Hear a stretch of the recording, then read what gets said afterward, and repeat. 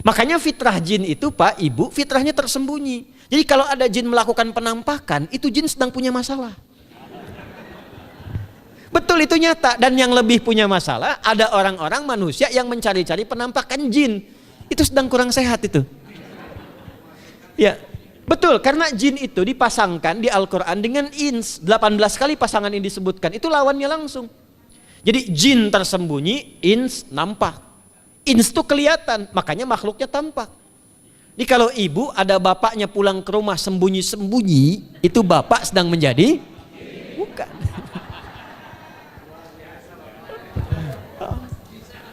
Kalau ibu sembunyi-sembunyi nyari dompet bapak, ibu sedang menjadi jin. Itu langsung pasangannya 3 itu. Ins itu seakar dari kata anisah, halus, lembut. Jin kasar.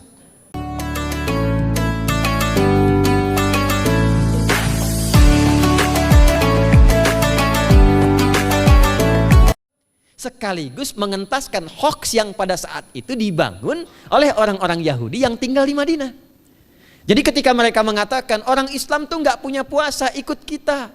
Ini puasa yang hebat, puasa yang bagus. Dijawab oleh Allah, turunlah perintah, ya ayyuhalladzina amanu kutiba alaikumus syiyam kama kutiba alal ladzina min qablikum la'allakum tattaqun.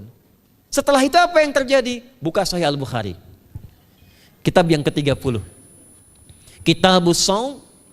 Posisi hadis yang nomor yang kedua di topik ini, riwayat dari Talhah bin Ubaidillah radhiyallahu taala anhu qala Rasulullah sallallahu alaihi wasallam. Perhatikan, ini kalimat pertama yang disampaikan Nabi menyambut kewajiban puasa. As-siyamu junnatun fala yarfuth wala yajhal wa ini imru'un qatalahu aw syatamahu falyaqul inni sha'imun marwataini la khulufu famis sha'imi atyabu 'indallahi yaumal qiyamati min rihil miski yatruku ta'amahu wa syarabahu wa syahwatahu min ajli. Ini poinnya. As-siyamu li wa ana ajzi bihi wal hasanatu bi asyri amthaliha. Kata Nabi, puasa kita ini yang kita tunaikan spesial, beda dengan yang lainnya. Jadi ketika Yahudi mengatakan puasa kami ini puasa yang hebat, yang bagus, yang diikuti oleh umatnya Muhammad sallallahu alaihi wasallam. Turun ayat, komentar Nabi pertama apa? Puasa kita kepada para sahabat, kepada kita semua, ini puasa yang spesial. As-siyamu. Lihat diksinya. Awas Pak ya, ibu jangan salah baca. As-siyam, bukan asyab. As-siyam. Disebutkan 9 kali dalam Al-Quran. Ada as-saum, ada as-siyam, itu beda. Kalau saum, sekali disebutkan dalam Al-Quran, surah 19 ayat 26. Saum itu masih umum, kata umum untuk menunjuk kata imsak, menahan secara umum. Bisa berarti puasa yang ada ketentuan aturan, bisa berarti menahan secara singkat. Apa saja yang bersifat menahan, itu saum namanya. Contoh Sayyidah Maryam misalnya, beliau masih makan. Ya, ayat 24, 25 itu masih makan. Goyangkan pohon korma, jatuh kormanya, makan kormanya. Mau minum, ambil airnya, minum. Masih makan, masih minum. Cuman diminta untuk saum. Apa saumnya? Inni nadhartu lirrahmani sauma falam ukallimal yauma insiya. Jangan bicara pada siapapun. Kamu dituduh, kamu berzina, jangan jawab. Biarkan bayinya yang bicara, dan itu mukjizat pertama untuk Isa alaihi salam. Itu nanti dimulai di ayat 31 sampai 33 di surah Maryam, surah 19. Tapi beliau diperintahkan saum. Saumnya apa? Jangan bicara. Jadi kalau bapak masih makan, masih minum, cuman gak mau bicara dulu sama ibu, itu saum. Mau kemana Bi? Kok gak jawab? Kenapa gak bicara? Sedang saum. Saum apa? Gak mau bicara sama mama. Itu bicara, contoh. Itu saum. Kalau siam, 9 kali disebutkan dalam Al-Quran, itu khusus, spesifik. Ada aturannya, ada ketentuannya, nggak boleh sembarangan, nggak bisa kemudian seenak kita melakukannya. Ada ketentuan yang dibuatnya dan itu harus diikuti. Begitu diikuti, maka keagungan dan keistimewaan ibadah itu akan dilekatkan pada pelakunya. Dan menariknya, perintah puasa itu ketika turun ayatnya Al-Baqarah 183, kalimatnya bukan menggunakan saum tapi siyam. Ya ayyuhalladzina amanu kutiba alaikumus. Nah, kata Nabi, asyamu junnatun. Kalau benar puasa kita ini kita tunaikan yang Ramadan ini, maka dia akan melahirkan satu yang tidak ditemukan pada ibadah lain, yaitu junnah. Ada jinnah, ada jannah, ada junnah. Itu beda. Tapi semua katanya itu hurufnya sama, cuma harokatnya beda. Coba lihat ya. Ada junnah, jinnah, dan jannah. Jannah artinya apa? Surga. Jinnah artinya apa? Jin. Jamak dari kata jin. Minal jinnati wan nas. Baik ya. Ada junnah, perisai. Itu ketiga-tiganya berasal dari huruf jim, nun, kemudian ta. Dalam bahasa Arab, setiap ada huruf dimulai dengan jim dan nun, itu pasti tersembunyi, gak kelihatan. Saya ulang ya. Setiap ada huruf dimulai dengan jim dan nun, kalimatnya itu pasti nggak nampak, nggak kelihatan. Janin, kenapa disebut janin? Karena masih tersembunyi dalam rahim ibundanya, nggak kelihatan. Begitu keluar, tampak jadi bashar, jadi bayi yang terlihat. Jin, kenapa disebut dengan jin? Karena nggak nampak. Makanya fitrah jin itu, Pak, Ibu, fitrahnya tersembunyi. Jadi kalau ada jin melakukan penampakan, itu jin sedang punya masalah.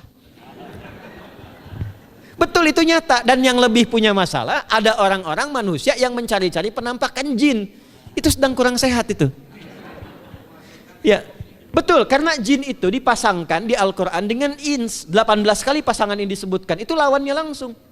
Jadi jin tersembunyi, ins nampak. Ins itu kelihatan, makanya makhluknya tampak. Jadi kalau ibu ada bapaknya pulang ke rumah sembunyi-sembunyi, itu bapak sedang menjadi? Bukan.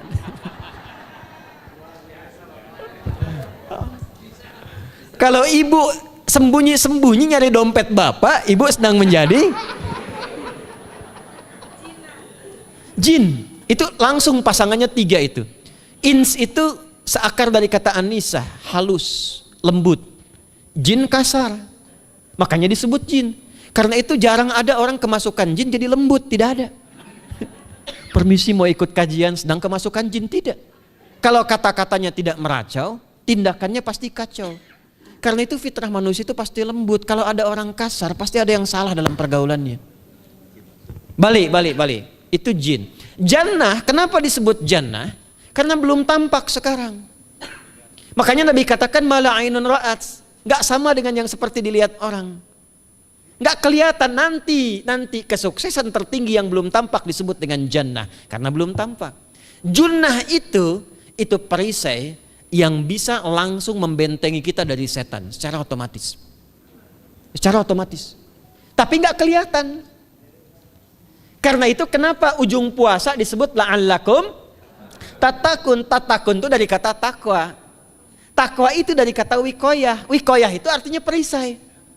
Nah, perisainya tidak tampak dalam diri kita, tapi kalau terbiasa menunaikan ibadah puasa ini, kata Nabi, yang pertama kali akan terjadi pada orang yang puasanya benar, dia akan mendapatkan perlindungan berupa perisai dari Allah, hasil dari latihan puasanya yang dapat membentengi dia dari setan. Jadi ciri khas puasa Ramadan itu kalau sukses ditunaikan, itu akan terjauh dari godaan setan. Setan itu provokator yang memang hanya mengarahkan pada keburukan. Jadi dia nggak kenal benar. Lawannya malaikat. Malaikat nggak kenal salah, Pak. Nah, supaya terbentengi dari itu semua, kata Nabi SAW, kita itu dihadiahi sekarang oleh Allah. Satu ibadah yang kalau dilakukan ibadah itu akan mengakumulasi ibadah-ibadah yang lainnya, yang saat bersamaan dahsyatnya ibadah ini bisa menghadirkan junnah, perisai yang membentengi dari setan. Karena itu ketika dilakukan ibadahnya, saat yang bersamaan bisa ditahan maksiatnya, ditingkatkan amal solehnya. Setan kan ngajaknya pada yang salah kan? Malaikat ngajak pada yang soleh. Ramadan itu keutamaannya, kalau sudah tiba Ramadan, Itu selalu kita terdorong pada yang saleh dan tertahan untuk yang salah. Itu hebatnya puasa Ramadan. Kalau nggak percaya silahkan Pak Ibu sekalian. Cuman Ramadan yang saat datang waktunya bisa menghentikan orang berbuat maksiat. Gak percaya cek. Orang yang punya sifat marah semarah-marahnya, itu saat Ramadan bisa berhenti marah. Buka jam 6 kurang seperempat ada yang provokasi. Dia bisa tahan marah tuh, istrinya bingung, tumben Pak nggak marah, ntar habis maghrib. Bisa ditahan. Orang dusta bisa nggak dusta. Dan saat yang bersamaan, teman-teman sekalian, Bapak Ibu, itu bisa terdorong berbuat meningkatkan amal soleh. Sekarang kita keluar dari sini, ada yang minta, belum tentu dikasih. Nanti Ramadan tiba, sudah nyatet berapa yatimnya, berapa du'afanya. Amal soleh naik. Sekarang ada orang ketinggalan sholat fardu, terlambat, masih biasa. Ramadan ketinggalan sunnah, itu gelisah. Betapa ibu-ibu para pejuang yang sangat luar biasa, itu berjuang memperebutkan saf pertama, setelah maghrib untuk menaruh sejadah. Nah, ini pelakunya nih. Tapi itu hebat Bu. Saya tanya ibu kalau berjuang naruh sejadah setelah maghrib atau bahkan sebelum maghrib, itu sejadah disimpan di saf itu untuk ngejar sholat apa? Tarawih, bukan isanya. Saya tanya pada ibu, tarawih itu hukumnya sunnah atau wajib?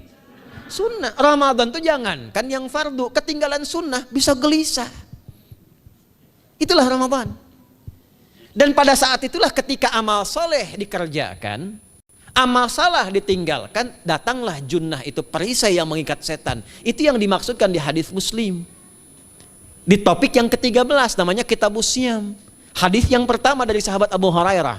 An Abi Hurairah radhiyallahu ta'ala anhu, anin Nabi sallallahu alaihi wasallam qala, "Idza jaa Ramadhanu." Redaksi yang pertama. Redaksi yang kedua yang bintang 3 di bawahnya. "Idza kana Ramadhanu." Redaksi ketiga yang bintang 4 di bawahnya. "Idza dakhala Ramadhanu."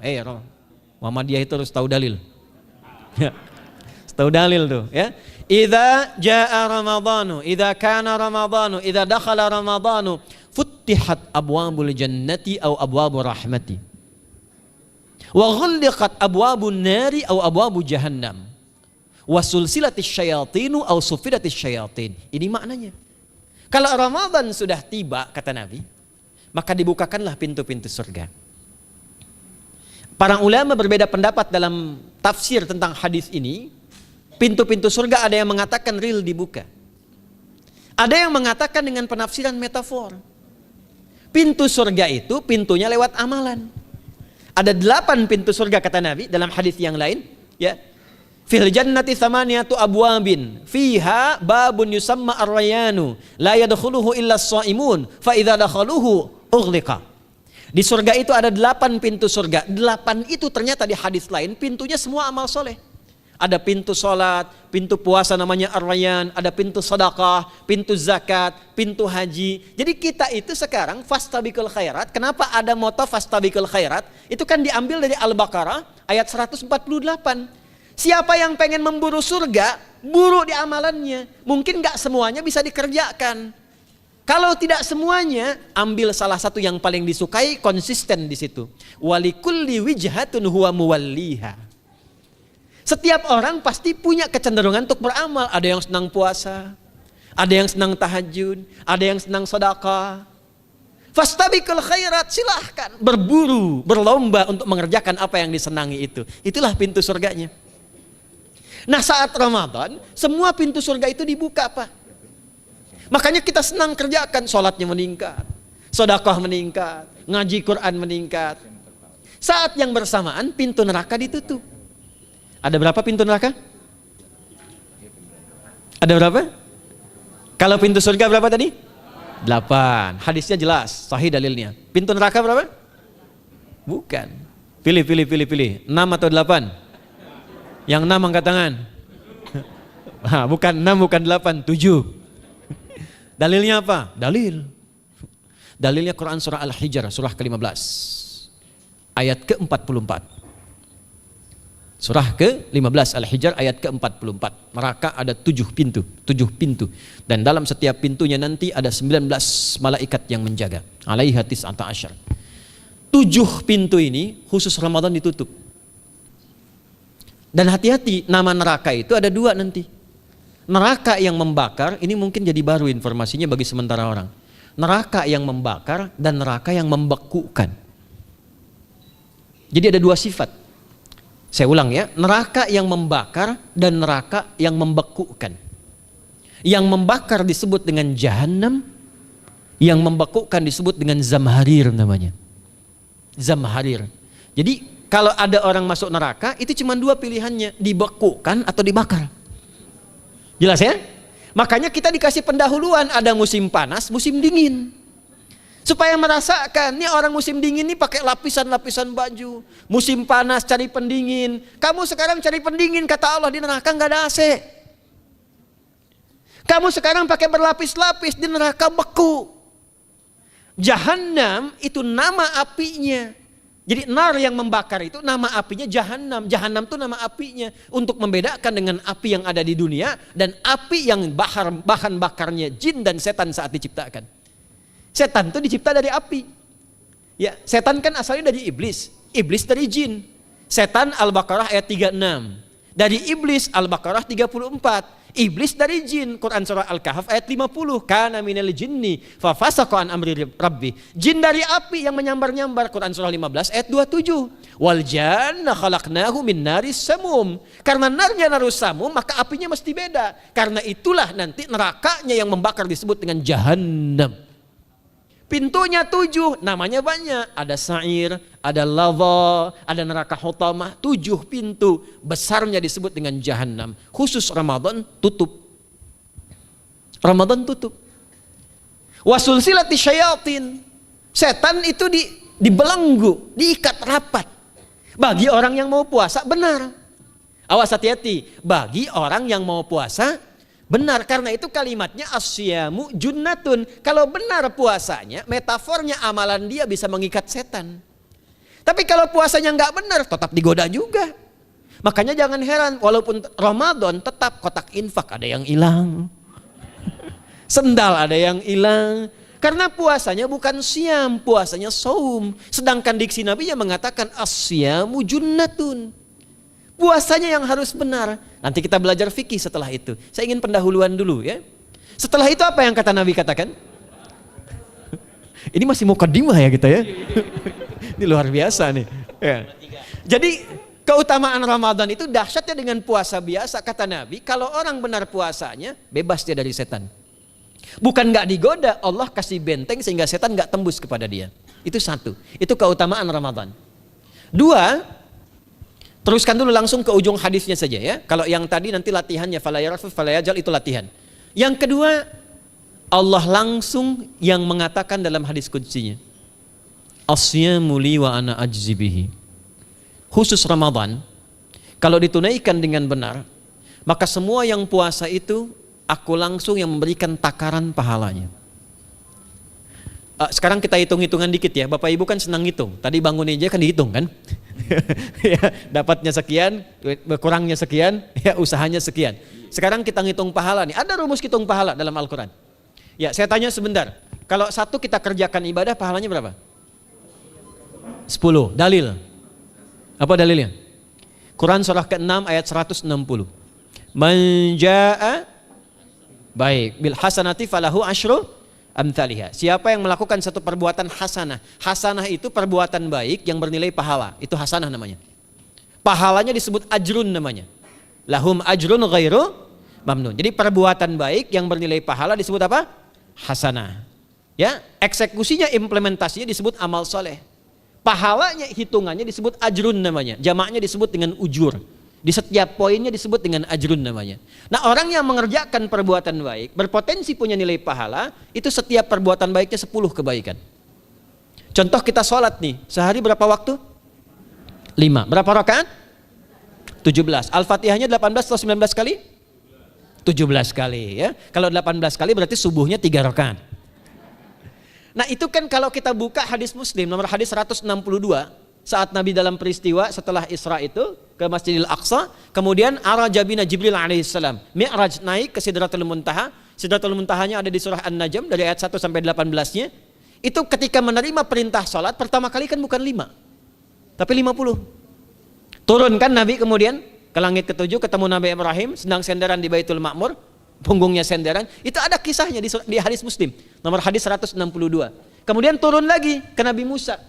Nabi Musa itu kan tipikalnya senang, yang pertama agak temperamen, yang kedua itu senang mengomunikasikan sesuatu.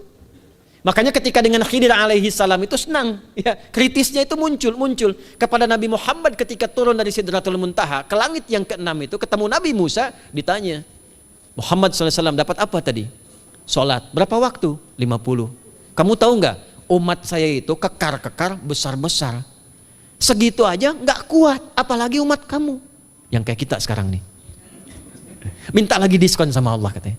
Naik tuh, minta lagi. Singkatnya 9 kali naik. Setiap naik dikurangi 5. 9 kali 5 berapa? 45. 50 kurangi 45 berapa? 5. Turunlah 5. Sampai 5 pun Nabi Musa masih komennya begini. Minta lagi aja diskon. Kata Nabi, saya kurang enak lah, malu saya. Sudah diberikan yang paling pokok 5. Dan itu pun belum selesai. Dengan senyumnya kemudian, lihat ini indahnya. Setiap 5 itu Allah menetapkan, setiap satunya punya 10 nilai. Jadi kalau kita kerjakan 5 waktu dikali 10 berapa? 50. Itulah dahsyatnya umat Nabi Muhammad karena keutamaan nabinya. Walaupun 5 nilainya tetap setara dengan yang umat Nabi Musa 50 kali.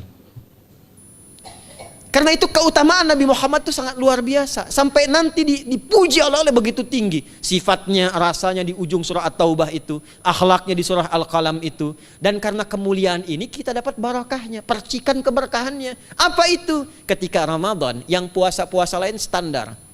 Puasanya umat Muhammad SAW. Setiap puasanya itu pahalanya dilipat gandakan tak terbatas. Allah langsung menilai keikhlasan pada hambanya. Paling minimal kalikan 10 kali lipat lagi dari hari biasa. Wal hasanatu bi asyri amthaliha. Jadi kalau sekarang baca Quran sekarang ini, satu hurufnya berapa? Tahu dari mana? Ya, di At-Tirmidzi nomor hadis 2910.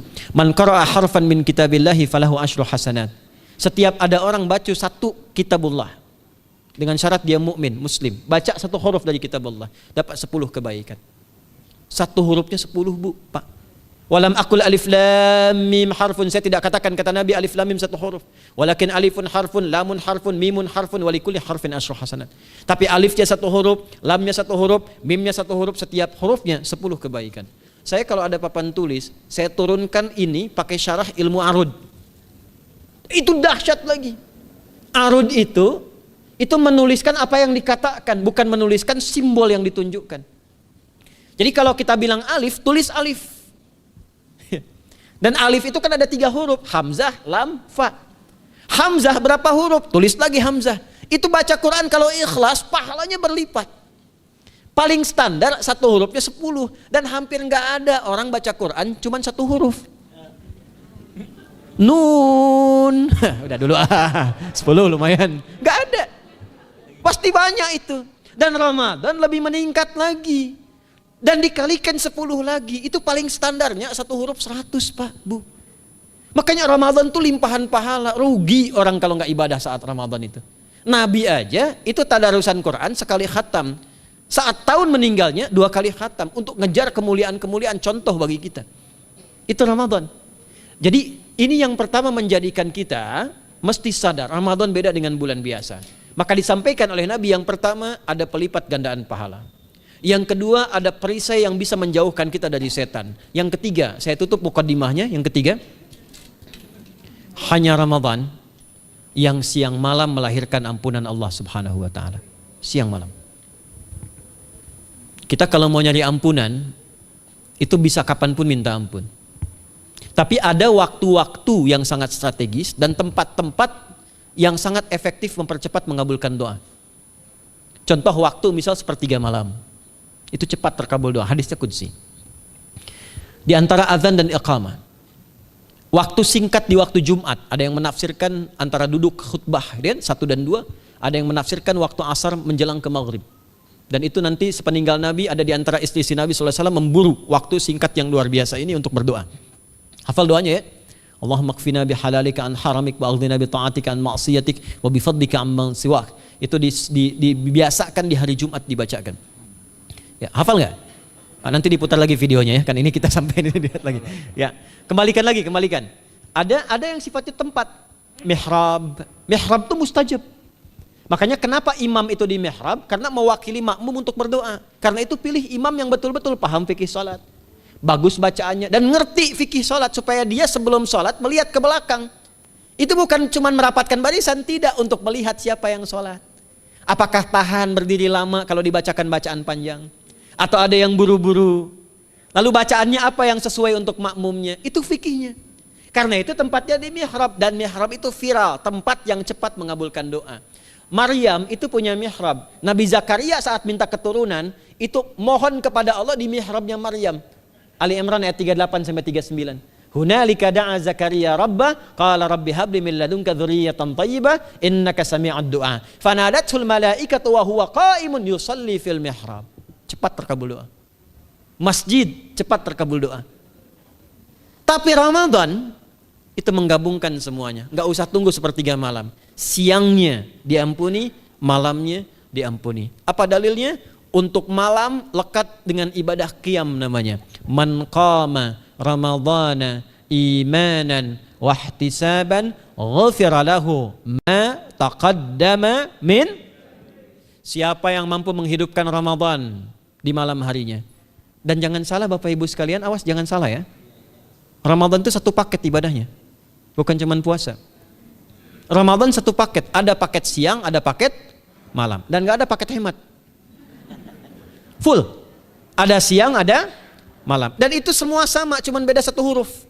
Hadisnya sama, ibadahnya juga diksinya sama, cuman beda sehuruf. Malamnya qiyam, siangnya siam.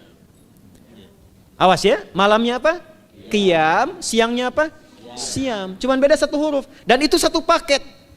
Jadi kalau Anda tertinggal, jangan Anda lah, jangan kita. Kalau ada orang yang tidak mengerjakan semalam, misalnya qiyamnya, cuman siamnya, sah puasanya, benar sesuai rukun, sah. Cuman tidak sempurna keutamaan Ramadannya. Karena itu Allah mengatakan kalau sedang puasa, sempurnakan dengan ibadah malamnya. Itu ada di Al-Baqarah ayat 187. Tsumma atimmus siyama ilal lail. Muqaddimatul lail, maghribnya untuk puasa, lail atasnya untuk qiyam. Orang yang mampu menghidupkan ibadah malam, jangan salah ya, nanti kita mulai puasa, insya Allah yang pertama dimulai ibadah malam, qiyam, bukan siam. Jadi jangan terlampau soleh, puasanya nanti nunggu fajar. Malam itu qiyam. Nah qiyam ini ada potensi ampunan dosa Pak Bu.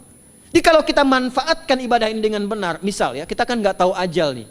Tiba kemudian kita manfaatkan qiyam bangun, ditunaikan dengan benar, itu Masya Allah. Meninggal misal dalam sujud, itu jaminannya, ghufira lahu ma taqaddama min dzambi. Siapa yang benar ibadah qiyamnya, sampai detik itu, ditunaikan karena imannya, ikhlas karena Allah, saat bersamaan dia introspeksi diri, begitu dia tunaikan, misal dia meninggal, misal saja, semua dosa-dosa yang pernah dia tunaikan diampuni pada saat itu. Ma itu tanpa batas. Ma taqaddama min dzambi, ma semua yang pernah dia kerjakan dalam hidupnya. Karena itu viral. Sayyidah Aisyah itu pernah minta petunjuk pada Nabi di hadis Muslim. Bertanya pada Rasulullah, ya Rasulullah, kalau malamnya saya pengen ibadah dan qadar Allah bertepatan dengan malam Al-Qadar, apa yang saya minta? Itu sampai diajarkan oleh Nabi doanya, dan doanya sahih. Di At-Tirmidzi dikuatkan lagi dengan lebih lengkap redaksinya.